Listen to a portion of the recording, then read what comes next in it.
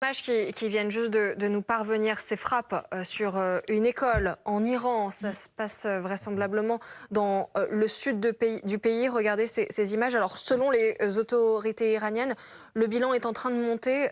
40 morts. Donc, on est incapable de vous dire pour le moment s'il s'agit d'une frappe américaine et israélienne. Mais il faut s'attendre à ce type de bilan désastreux pour les populations sur place. Il y aura forcément des conséquences. Amiral. Amiral. Oui, moi, je voulais rebondir sur ce que disait le Alors général peut-être Desportes, juste parce une que petite réaction sur ce qui se passe en ce moment même, pardon, puisque les images nous parviennent, Patrick Sauce, de ces images dans le sud du pays. C'est une phrase très tarte à la crème, mais c'est la guerre. C'est la guerre. Il y aura des victimes civiles, comme il y a eu. Alors certes, le bilan n'est pas du tout le même, mais il y a eu au moins un mort à Abu Dhabi par l'interception d'un missile iranien.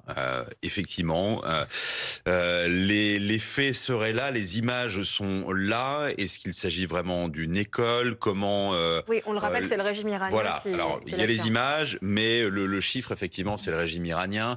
Est-ce qu'il s'agit d'une école? Est-ce que le régime iranien n'a pas utilisé des civils comme boucliers humains également, parce qu'il y aurait à côté bien la résidence d'un haut personnage du régime iranien? Je vous donne en fait énormément d'options pour pas vous répondre précisément. Mais vous ça l'avez peut compris. changer, Patrick, la perception, bien sûr, des Iraniens sur Par qui?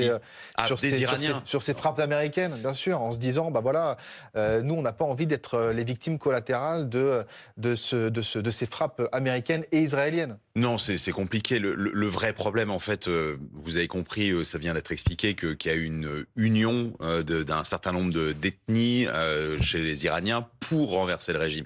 Mais le vrai problème, alors malheureusement, on est en train de commenter la guerre, on n'y est pas encore, mais le vrai problème viendra après, évidemment. Je répète, nous avons notre état d'esprit très européen qui fait que du chaos naît la démocratie.